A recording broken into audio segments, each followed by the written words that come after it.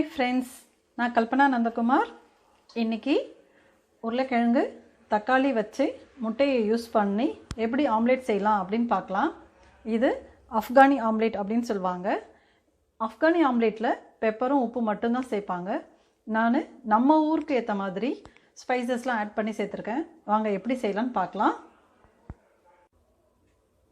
Omelette செய்கிறதுக்கு pan சூடாக இருக்குது. எண்ணெய் ஊற்றிக்கிறேன்.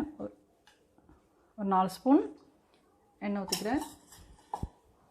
எண்ணெய் சூடானதும்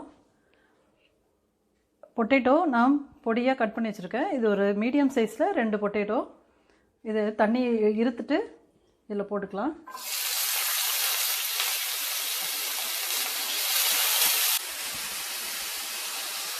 உருளைக்கிழங்கு எல்லாத்தையும் போட்டுட்டு இது ஒரு 2 நிமிஷம் ஹை ஃப்ளேமில் நல்லா ஃப்ரை பண்ணிக்கலாம்.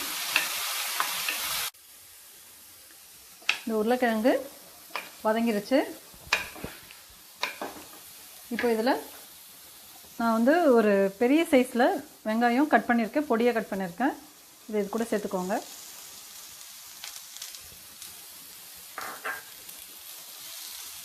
இதையும் சேர்த்து நல்லா மிக்ஸ் பண்ணிவிட்டு நல்லா வதக்கி விட்டுடணும். இது நல்லா வதங்கட்டும். வெங்காயம் வதங்கிருச்சு. இப்போ இதில் தக்காளி சேர்த்துக்கலாம். தக்காளி ஒரு பெரிய தக்காளி, அது நான் பொடியை நறுக்கி சேர்த்துக்கிறேன். இதுவும் நல்லா மிக்ஸ் பண்ணிவிட்டு வதக்கி விட்டுருங்க. தக்காளி வதங்கிருச்சு. இப்போ இந்த ஸ்டேஜில் காரம் மிளகாத்தூள் 1/4 டீஸ்பூன் அளவுக்கு, கரம் மசாலா அது சும்மா ஒரு பிஞ்ச் அளவுக்கு தான், சீரகத்தூள் அதுவும் 1/4 டீஸ்பூன், பெப்பர் பவுடர் ஒரு 1/2 டீஸ்பூன். இது எல்லாத்தையும் நல்லா மிக்ஸ் பண்ணி விட்டுருங்க. இது கூடவே தேவையான அளவுக்கு உப்பு சேர்த்துக்கலாம். இது நல்லா மிக்ஸ் பண்ணி விட்டுருங்க.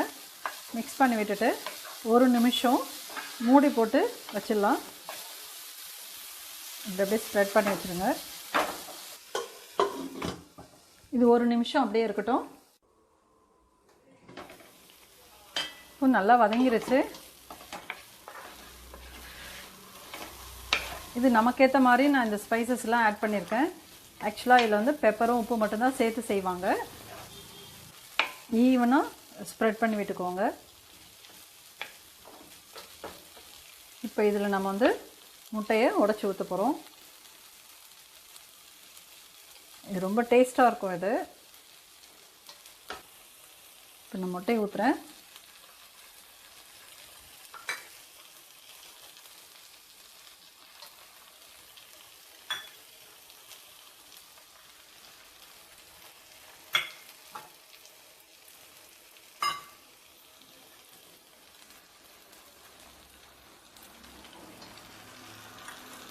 நான் ஒரு 4 முட்டை சேர்த்துருக்கேன். உங்களுக்கு வேணும்னா எக்ஸ்ட்ரா நீங்கள் ஆட் பண்ணிக்கலாம்.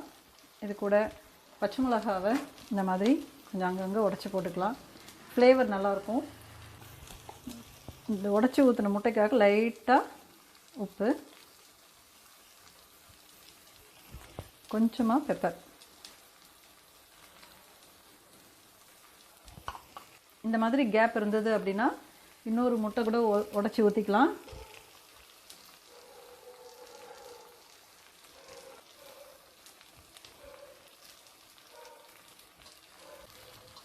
இது ரொம்ப டிஃப்ரெண்ட்டாக இருக்கும். இது பிரேக்ஃபாஸ்ட்டு கூட நம்ம யூஸ் பண்ணிக்கலாம். குழந்தைங்களுக்கு ரொம்ப பிடிக்கும் இது. இந்த எல்லோ கொஞ்சம் ஆஃப் பாயிலாக தான் இருக்கும், ஆனால் சூப்பராக இருக்கும். இது மூடி போட்டு ஒரு 8 நிமிஷம் சிம்மில் வச்சுருங்க. அதுக்கப்புறம் எப்படி இருக்குன்னு பார்க்கலாம். 8 நிமிஷம் ஆயிடுச்சு. இப்போ எப்படி இருக்குன்னு பார்க்கலாம். சூப்பராக வெந்திருக்கு. இதில் கொஞ்சமாக மல்லித்தழை தூவிக்கலாம்.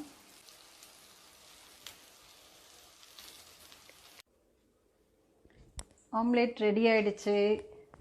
இது நம்ம இப்போது கட் பண்ணி எடுக்கலாம்.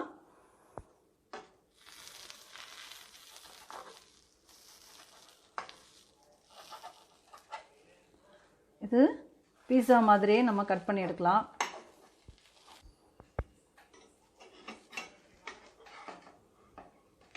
வாவ், சூப்பராக வந்திருக்கு பாருங்கள்.